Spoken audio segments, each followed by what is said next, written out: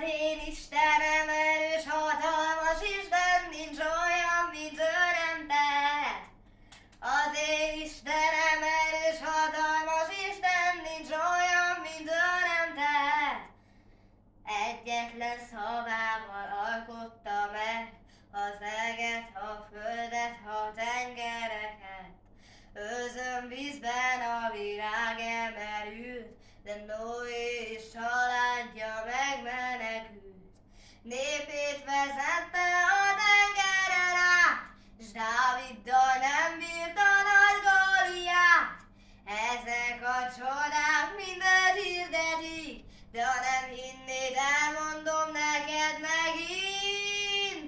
Az én Istenem erős, hatalmas Isten, nincs olyan, mint ő nem tehet. Az én Istenem erős, hatalmas Isten, nincs olyan, mint ő nem tehet. Ő az Atya, ő a Fiú, Szent Szellem, egy, meg egy, az egy.